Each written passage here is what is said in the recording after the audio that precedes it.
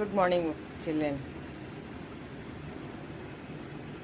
अभी हम लोग पढ़ रहे थे अनुस्वार अनुनासिक।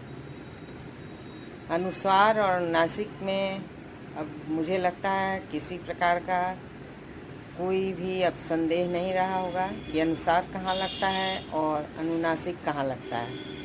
ठीक है, तो अनुस्वार और अनुनासिक के बाद एक और आता है अर्धचंद्राकार, जो बहुत लोग ध्यान नहीं देते हैं। कुछ लोग जानते हैं लेकिन अधिकतर लोग इसे नहीं जानते हैं कि अर्धचंद्राकार कहाँ लगता है। तो हिंदी में बहुत सारे ऐसे शब्द हैं जो आगत शब्द जिनको कहते हैं, जो अंग्रेजी से आए हैं, अरबी से आए हैं, फारसी से आए हैं, उनको हिंदी में अपना लिया गया है और फिर उसमें अर्धचंद्राकार लगता है। तो हम देखेंगे कि अर्धचंद्राकार कहाँ लगता है और आपको अभी बताया जाएगा कि अर्धचंद्राकार कहाँ लगता है। जैसे हम लोग बहुत सारा ऐसा शब्द है, बहुत सारे शब्द हैं, जैसे कॉलेज है, डॉक्टर है, इन सब को हम हिंदी में लिखते हैं। जैसे हिंदी लिखते हैं उसमें कॉलेज डॉक्टर सब लिखते हैं, वो हिंदी में आ गया, हिंदी शब्द हो गया। लेकिन कॉलेज और डॉक्टर लिखा कैसे जाएगा ये हम लोग जानते हैं अभी। ठीक है ना, अभी तक तो हम लोग ऐसे ही लगाते आ रहे हैं। कोई चंद्रबिंदु समझता है, कोई अनुस्वार समझता है, लेकिन उसको अर्धचंद्राकार कहते हैं। ठीक है ना, चलिए देखते हैं। देखिए बच्चों, अर्धचंद्राकार, ये अर्धचंद्राकार जो है जिस पर सिर्फ गोल बना हुआ है, उस पर कोई बिंदी नहीं है। अगर बिंदी हम लगा देंगे तो वो क्या हो जाएगा, अनुनासिक बन जाएगा या उसे चंद्रबिंदु हम कहेंगे। लेकिन यहाँ कोई बिंदी नहीं है। तो ये अर्धचंद्राकार कहाँ लगता है, आगत शब्दों पर लगता है। जैसे अंग्रेजी है, फारसी है, जो भी विदेशी शब्द हैं उस पे ये लगता है। ज़्यादातर अंग्रेजी शब्दों पर ये लगता है। जैसे हम लोग, अब आप देखें कैसे हम डॉक्टर लिखते हैं इसको।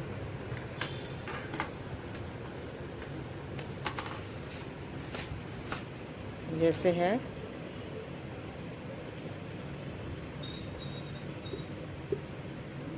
डॉक्टर, ठीक है।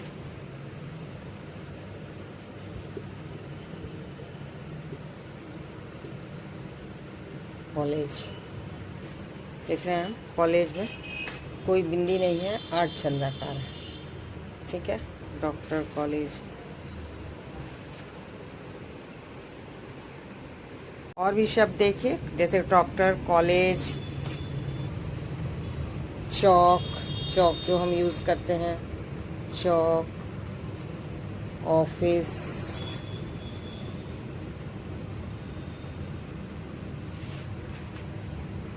कॉफ़ी। इसमें हमने चंद्रबिंदु नहीं दिया है, किसी में भी नहीं। ठीक है, चौक, ऑफिस, कॉफ़ी, बॉल, और भी बहुत सारे शब्द हैं। बॉल के बाद है एक और, ऑक्सीजन,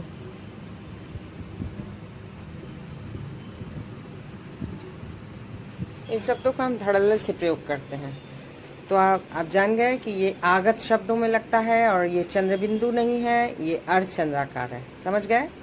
अंग्रेजी जो कुछ शब्द हैं जो हिंदी में जिसका प्रयोग करते हैं हम, जिसको हमने हिंदी में अपना लिया है, उस पर अर्धचंद्राकार लगता है। ठीक है ना, डॉक्टर, कॉलेज, चौक, office, coffee, ball, oxygen, nylon, और बहुत सारे शब्द हैं। ठीक है, अभी हम लोग समझे, अनुस्वार भी देख लिया आपने, अनुनासिक भी देख लिया आपने, और अर्धचंद्राकार भी आपने देख लिया। देखिए वो हम लोग आगे फिर पढ़ते हैं। देखिए बच्चों, मात्राएं और संयुक्ताक्षर, एक बार हम लोग फिर से इसको दोहरा लेते हैं कि मात्राएं क्या हैं और स्वर के साथ कैसे मात्राओं का प्रयोग होता है। जैसे अ, आ, ई, 11 स्वर जो हैं हमारे, तो अ जो है उसका कोई मात्रा नहीं है। आ का देख रहे हैं, आ के साथ क के साथ आ लगा है। ठीक है, छोटी ई है तो क, कोई भी व्यंजन के पहले छोटी ई, बड़ी ई है तो कोई भी व्यंजन के बाद बड़ी ई, ऊ है क में छोटी ऊ, बड़ी ऊ, तो क में बड़ी ऊ कैसे लगता है। री है तो क के नीचे री लगा। के है, ए का प्रयोग है एक बार तो के। ऐ है तो के में क में 2 बार। ओ है तो को, औ है तो कौ। ठीक है, ऐसे हम लोग प्रयोग करेंगे। और संयुक्ताक्षर जो 4 हैं देख रहे हैं, छ, त्र, ज्ञ और श्र। छ कैसे बना भाई, तो क और श, ये हमने एक बार और बताया है। त और र मिला के त्र, ज्ञ मिला है ज और ञ मिला के, स्र बना है स और र लगा के। ठीक है ना। तो स्वर और मात्रा और 1-2 अशुद्धियाँ बहुत होती हैं और बच्चों को इसमें बहुत कंफ्यूजन भी होता है कि र जैसे है।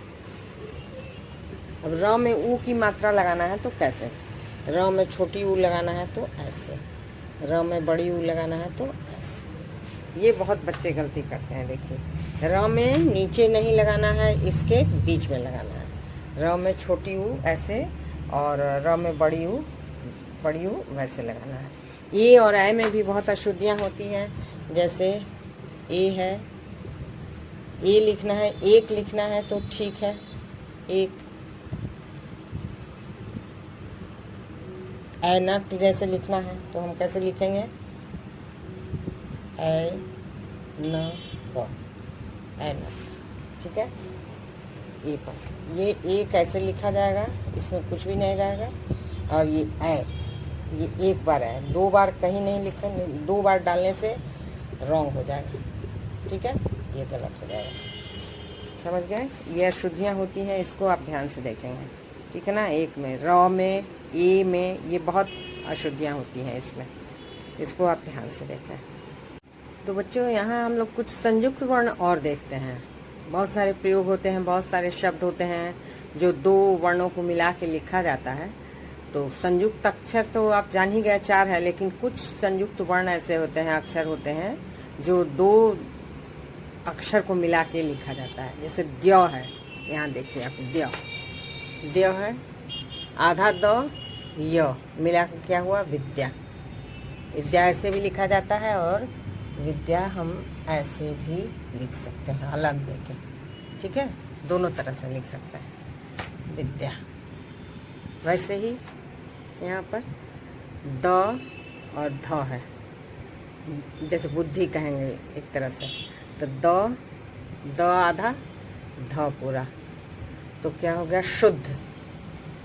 और ऐसे भी शुद्ध लिख सकते हैं। ठीक है, जैसे सिद्धार्थ, जैसे हम सिद्धार्थ भी लिख सकते हैं। ठीक है, ऐसे भी लिख सकते हैं। ठीक है, बहुत सारे ऐसे शब्द हैं जो 2 को मिला के बनता है। तो हमें जानना चाहिए कि इस द ध है तो द में हलंत है और ध है, शुद्ध हुआ, सिद्धार्थ हुआ, उद्धव हुआ, बहुत सारे शब्द हैं। वैसे ही द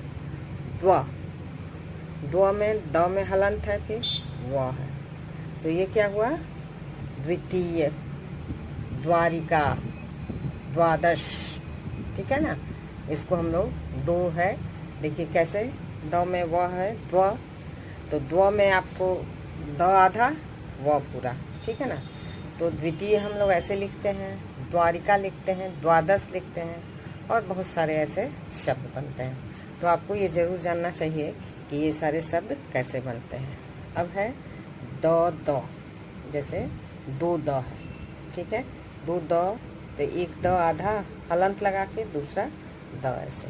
ठीक है, तो ये उद्देश्य, देखते हैं हम लोग ऐसे उद्देश्य लिखते हैं। द में हलंत लगा के भी लिख सकते हैं, लेकिन ऐसे ही लिखा जाता है, वैसे भी लिखा जाता है, उद्देश्य। फिर मद्दे नज़र एक है, ये भी है, मद्दे द, तो एक द में देखिए, एक द में हलंत है और एक द पूरा है, तो एक आधा द, एक पूरा द, तो मद्दे नज़र, उद्देश्य, और भी बहुत सारे शब्द हैं।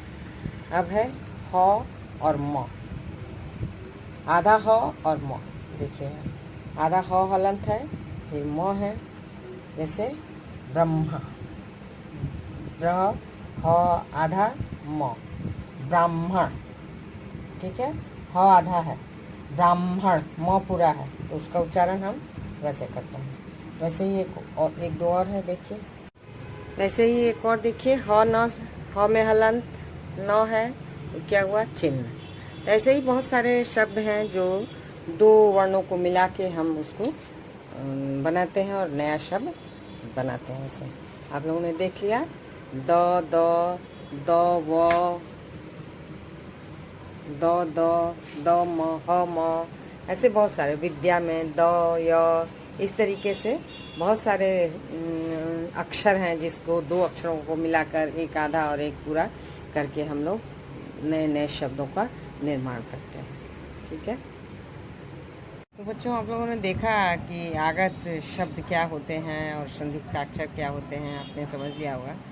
और आगत शब्द के बारे में पहले भी बताया गया है कि जब हमारे देश में आज़ादी नहीं थी और विदेशी लोग आके यहाँ व्यापार करने के बहाने यहाँ आए थे, तो जैसे अंग्रेज़ आए, पुर्तगाली आए, अरब से आए, ये लोग जो जब आए तो उनके बहुत सारे शब्दों को हम लोगों ने अपना लिया। ठीक है ना, तो आगत शब्द उन्हीं को कहते हैं। जैसे हम लोग तत्सम, तद्भव, देशज, विदेशज जो शब्द होते हैं वही शब्द हैं। विदेशी लोग जब हमारे भारतवर्ष में आए तो हम लोगों ने उनके शब्दों को अपना लिया और हिंदी में उसे स्थान दिया, तो वही शब्द हैं। और बहुत सारे वही आगत शब्दों में हम लोग अर्धचंद्राकार लगा के लिखते हैं, और बहुत सारे में अर्धचंद्राकार नहीं भी लगता है, लेकिन वो आगत शब्द कहलाते हैं। तो इस प्रकार आगत शब्द आप समझ लिए होंगे। आगत शब्द कैसे लिखा जाता है, कैसे हिंदी में से अपना लिया गया है, अब आपको कहीं दिक्कत नहीं होनी चाहिए। ठीक है ना, डॉक्टर वगैरह कोई भी आपसे प्रश्न कर सकता है कि आखिर डॉक्टर में ये ऐसे क्यों लगा, तो आप बता सकते हैं कि अर्धचंद्राकार है और ये आगत शब्दों में लगता है। डॉक्टर है,